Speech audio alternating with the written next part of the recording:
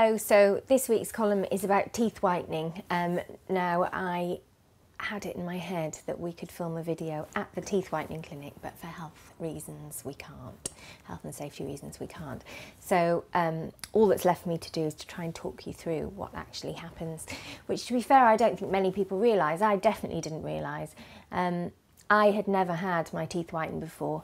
The reason I ended up getting my teeth whitened was because when I took over this column, I became aware of my teeth for the first time ever. I'd always looked after my teeth well, and they were in pretty good nick, they're quite healthy, they were relatively white and all of that. But then suddenly I had to see my teeth in close-up in the magazine every Saturday, and it just did my head in. I became really aware of how crooked they were, and I thought about getting veneers and all sorts of stuff, but decided against it. But after lots of chatting away to the dentist, I thought, well, I will get them whitened because that doesn't sound very intrusive, and it makes use of my healthy teeth and doesn't sort of get rid of them and start again. So that's why I did it, but I really didn't know what to expect. I'd heard that it was very painful and so on, but that turned out not to be the case. But I had no idea what actually happened.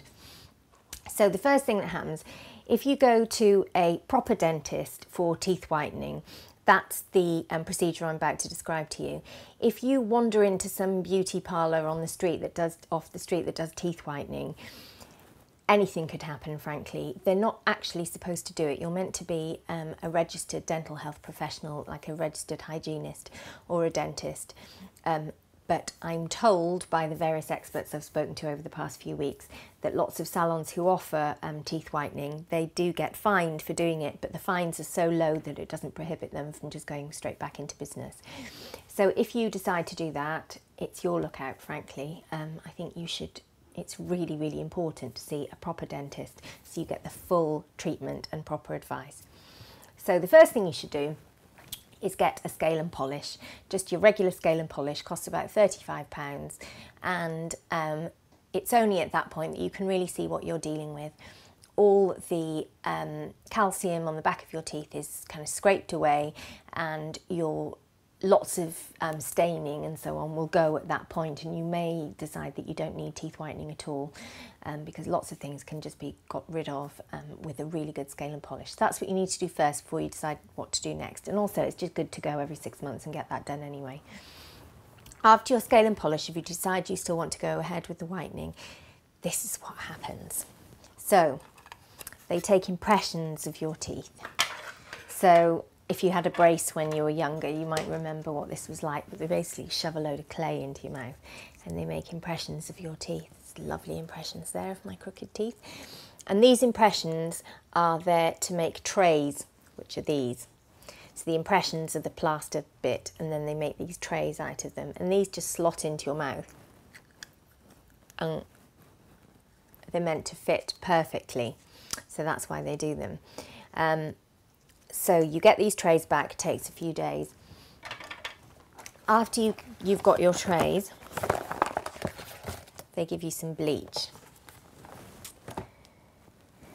And the way the bleach works is you take your trays, you keep this bleach in the fridge, and you put a tiny little dot of bleach in the gap of every tooth, a tiny little dot. And once you've got a dot in for every tooth, you put the tray back in and you press it against your teeth to make sure your teeth are evenly covered with bleach.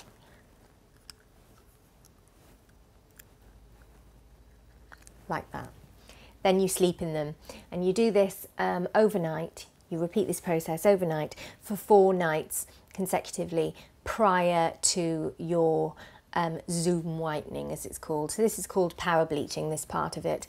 And what it does is it starts the lightening process before you have the final bit, which is Zoom whitening.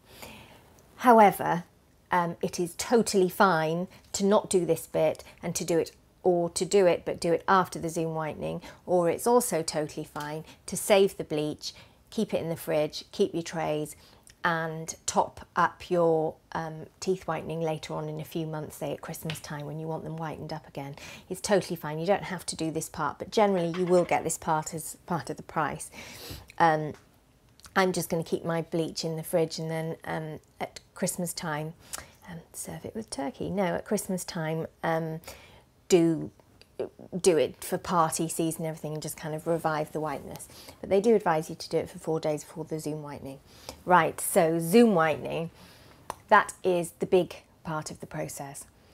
So you attend the dentist and what they do is they isolate everything but your teeth, because it's really important that the light doesn't shine on your gums, your cheeks and everything, because it gets quite hot.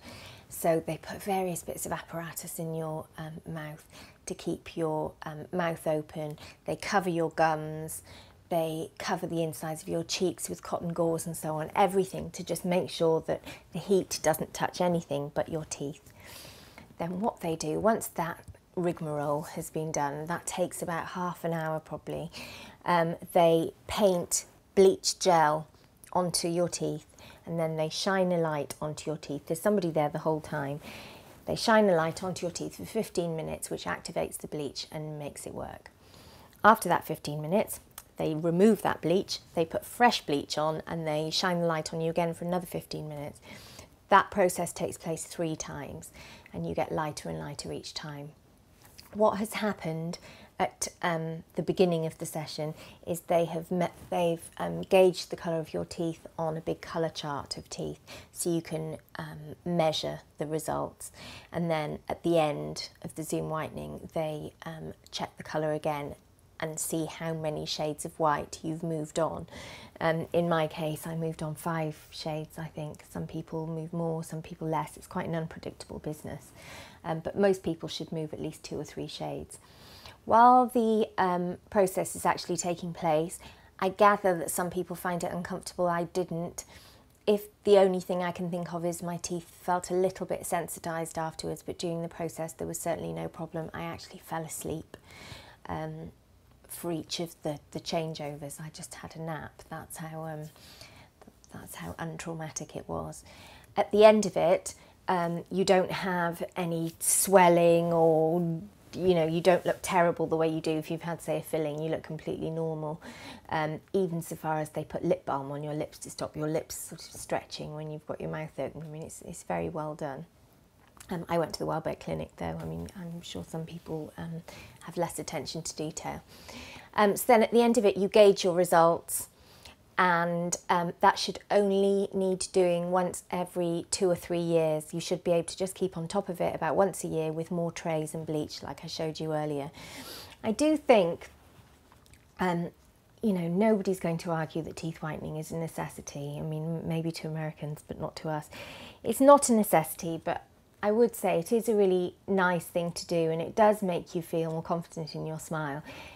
I have always said that the things that make us look old aren't necessarily wrinkles and frown lines and so on. It's hair and teeth. If your hair and teeth look young, you will look young or younger. When people have really bad aged teeth, that makes their whole face look old. So if you can keep them looking white and you can keep them looking healthy, then I think that makes more of a difference than any moisturiser ever will. Anyway, if you have any more questions about the process, just ask me them in the comments section and I will try to answer them. Oh, I should mention the whole process costs about 500 quid. Outside of London, maybe 300. Obviously in London rents are higher and so on. But you're talking about 500 quid by and large. But it's once every 3 years or something, so it doesn't seem too extreme to me. Anyway, let me know your questions and I'll try and answer them. Thanks.